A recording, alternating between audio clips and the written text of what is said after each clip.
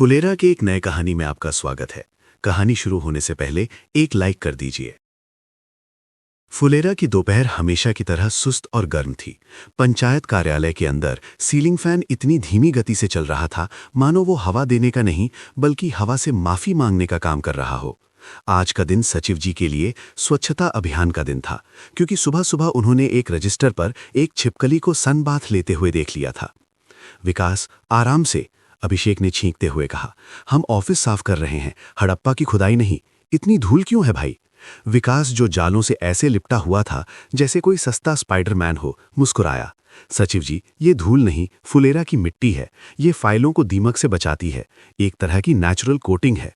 अभिषेक ने उसे घूरा। अपना ये लॉजिक कहीं और लगाना। उस पुरानी अलमारी को खोलो, मुझे 1995 की जमीन की फाइल चाहिए। विकास लोहे की उस पुरानी अलमारी की तरफ बढ़ा जो खुलने पर ऐसी आवाज करती थी जैसे कोई भैंस रंभा रही हो। उसने फाइलों का ढेर बाहर निकाला। तभी फाइलों के बीच से एक पीला पड़ा हुआ गंदा सा लिफाफा नीचे गिरा। सचिव जी, ये क्या है? विकास ने 2 उंगलियों से लिफाफे को ऐसे उठाया जैसे वो जहर हो। सचिव जी ने पास आकर देखा। काफी पुराना लगता है, शायद मेरे आने से बहुत पहले का है। खोलो इसे, देखो कोई सरकारी नोटिस तो नहीं जो कभी पहुंचा ही नहीं। विकास ने लिफाफा खोला। अंदर से एक भूरा कागज निकला। उसने गला साफ किया और पढ़ना शुरू किया। मेरी प्यारी चमेली। विकास रुक गया। उसकी आंखों में चमक और चेहरे पर शरारत आ गई। पढ़ो विकास, शर्माओ मत, अभिषेक ने चाय की चुस्की लेते हुए कहा। मैं तुम्हें बहुत चाहता हूं, लेकिन मैं तुमसे ये बात कभी कह नहीं पाया। अगर तुम भी मुझे चाहती हो तो कल शाम को टंकी पर मिलना। मैं तुम्हारा इंतजार करूंगा। तुम्हारा आशिक। कमरे में 2 सेकंड की खामोशी रही और फिर विकास जोर से हंस पड़ा। सचिव जी, ये तो लव लेटर है, प्रेम पत्र, वो भी हमारे पंचायत ऑफिस में। अभिषेक ने खत छीन लिया। ना कोई तारीख, ना भेजने वाले का नाम, बस तुम्हारा आशिक। कौन है ये? तभी बाहर एक मोटरसाइकिल के रुकने की आवाज आई। बनराकस यानी भूषण अपनी परछाई विनोद और हमेशा कंफ्यूज रहने वाले माधव के साथ पधारे। उनकी एंट्री ऐसी थी मानो वे किसी घोटाले का पर्दाफाश करने आए हों। क्या चल रहा है सचिव जी? भूषण ने शक की नजरों से इधर उधर देखा। दरवाजा बंद करके क्या खिचड़ी पक रही है? कोई सीक्रेट सरकारी स्कीम आई है क्या? सचिव जी ने आह भरी। नहीं प्रधान जी, बस सफाई में एक पुराना खत मिला है। भूषण ने खत ऐसे झपटा जैसे गिद्ध शिकार झपटता है। उसने पढ़ा और उसकी आंखें फैल गईं। उसके चेहरे पर एक कुटिल मुस्कान तैर गई। अरे, ये तो किसी मजनू का काम है। लेकिन ये चमेली कौन है? भूषण ने पूछा। विनोद, जो अब तक पंखे को देख रहा था, अचानक मासूमियत से बोला। प्रधान जी, मेरी नानी का नाम चमेली था, क्या ये उनके लिए है? भूषण ने विनोद के सर पर एक चपत लगाई। चुप कर, तेरी नानी के लिए कोई खत क्यों लिखेगा? दिमाग लगा विनोद। माधव ने धीरे से कान में कहा। प्रधान जी, सोचिए, 20-30 साल पहले इस ऑफिस का मालिक कौन था? किसके पास फाइलों की चाबी थी? और कौन अपनी जवानी में थोड़ा रंगीन मिजाज माना जाता था? भूषण की बत्ती जल गई। प्रधान जी, बृजभूषण दुबे। सही पकड़े हैं माधव। भूषण जोर से हंसा। अगर ये सच है तो हमारे हाथ खजाना लग गया है माधव। अब हम उनकी छवि की धज्जियां उड़ा देंगे।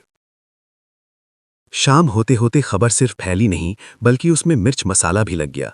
मक्खन की टपरी पर चर्चा गर्म थी। प्रहलाद चा और पूर्व प्रधान जी चाय पी रहे थे। प्रधान जी को अंदाजा भी नहीं था कि उनके चरित्र पर संकट के बादल मंडरा रहे हैं। सुना प्रधान जी, प्रहलाद चा ने मजाक के लहजे में कहा। भूषण कह रहा है कि आपने जवानी में किसी चमेली के लिए शायरी लिखी थी। प्रधान जी के मुंह से चाय गिरते गिरते रह गया। बकवास, मैंने कभी किसी को खत नहीं लिखा। और चमेली? गांव में तो कोई चमेली थी ही नहीं। शायद कोई गुप्त प्रेम रहा हो? प्रहलाद चा ने छेड़ा। प्रहलाद, मेरी इकलौती मोहब्बत मेरी लौकी की सब्जी है, और वो भी मंजू देवी बनाने नहीं देती। प्रधान जी झुंझलाए। तभी सचिव जी और विकास वहां पहुंचे। उनके चेहरे उतरे हुए थे। सचिव जी, ये खत वाला क्या माजरा है? प्रहलाद चा ने पूछा। प्रहलाद चा, वो बस एक बिना नाम तारीख का पुराना खत है। सचिव जी ने सफाई दी। विकास ने चिंतित होकर कहा। लेकिन चा, भूषण ने तो पूरे गांव में ढिंडोरा पीट दिया है।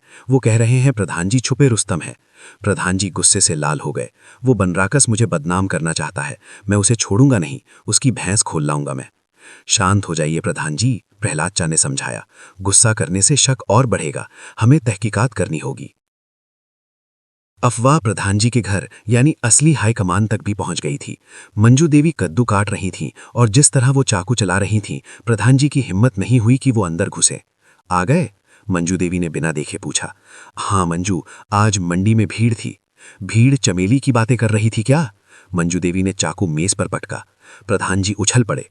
मंजू, तुम भी 35 साल की शादी के बाद तुम उस भूषण की बात मान रही हो? मंजू देवी ने साड़ी का पल्लू ठीक किया। देखो, मैं तुम्हें जानती हूं, तुम इतने आलसी हो कि चक्कर चलाना तो दूर, बाजार से धनिया तक ठीक से नहीं ला सकते। लेकिन उन्होंने आंखें छोटी की, अगर मुझे पता चला कि तुमने 1990 में हमारा पैसा किसी चमेली पर लुटाई है तो तुम्हें पंचायत ऑफिस में सोना पड़ेगा। मेरा विश्वास करो, मैं निर्दोष हूं। तो कल जाइए और गांव वालों को बताइए। अगली सुबह टंकी के नीचे पूरा गांव जमा था। माहौल ऐसा था जैसे भारत पाकिस्तान का मैच हो। भूषण बीच में खड़ा था, हाथ में वो गंदा लिफाफा ऐसे पकड़े था जैसे कोहिनूर हो। भाइयों और बहनों, भूषण चिल्लाया, आज सच सामने आएगा। ये खत सबूत है कि हमारे पूर्व प्रधान जी कितने रंगीन मिजाज थे। वो चमेली के पीछे पागल थे। भीड़ हंसने लगी। कुछ लोग एक दूसरे को कोहनी बारने लगे। प्रधान जी शर्मिंदा होकर कुर्सी पर बैठे थे। उनका चेहरा छोटा हो गया था। तभी भीड़ को चीरती हुई एक कांपती हुई आवाज आई, रुको।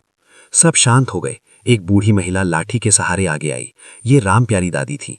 ये खत मेरा है, राम प्यारी ने कांपती आवाज में कहा। आपका? लेकिन इसमें तो चमेली लिखा है। हाँ, मेरा घर का नाम चमेली था, शादी से पहले। भूषण का मुंह खुला का खुला रह गया। लेकिन लिखा किसने? राम प्यारी की आंखों में आंसू आ गए। मेरे पति ने, स्वर्गीय राम सेवक ने। वे पंचायत में चपरासी थे 40 साल पहले। भीड़ का मजाक अब संवेदना में बदल गया। वे बहुत शर्मीले थे।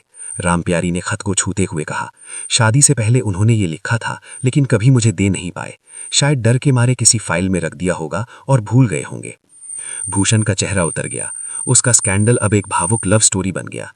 प्रधान जी ने राहत की सांस ली। उनका सीना गर्व से फूल गया। वे खड़े हुए और बोले, देखा भूषण, बिना सोचे समझे किसी पर कीचड़ नहीं उछालना चाहिए। इसे कहते हैं सच्चा प्रेम, जो तुम जैसे लोग नहीं समझेंगे। राम प्यारी ने खत लिया और उसे माथे से लगा लिया। धन्यवाद सचिव जी, आपने मेरे पति की ये निशानी ढूंढ निकाली। गांव वाले भावुक हो गए। कुछ औरतें अपनी साड़ी के पल्लू से आंखें पोंछने लगी। भीड़ अब भूषण पर हंसने लगी। विनोद ने धीरे से भूषण का कुर्ता खींचा। प्रधान जी, अब हम क्या करें? क्या मैं स्पीकर पर कोई सैड सॉन्ग बजा दूं? भूषण ने उसे घूरा। चुप रह और माइक बंद कर। चल यहां से। भूषण ने अपनी टोली को इशारा किया और वे लोग भीड़ से ऐसे गायब हुए जैसे गधे के सर से सींग। उस रात प्रहलाद चा के घर की छत पर सुकून था। प्रधान जी, प्रहलाद चा, सचिव जी और विकास महफिल जमाए बैठे थे। प्रहलाद ने गिलास भरते हुए कहा, सचिव जी, आज तो गजब हो गया। भूषण ने सोचा था कि वो प्रधान जी की पोल खोलेगा, लेकिन खुद ही खड्डे में गिर गया। प्रधान जी मुस्कुराए। सच हमेशा सामने आ ही जाता है। जैसे खाने के बाद डकार नहीं रोकी जा सकती, वैसे ही सच नहीं छुपता। विकास बोला, और राम प्यारी काकी कितनी खुश थीं। मेरा भी मन कर रहा है खुशबू को एक खत लिखूं। अभिषेक हंसा। रहने दो विकास, तुम्हारी राइटिंग देखकर वो समझेगी कि डॉक्टर की पर्ची है। सब हंस पड़े।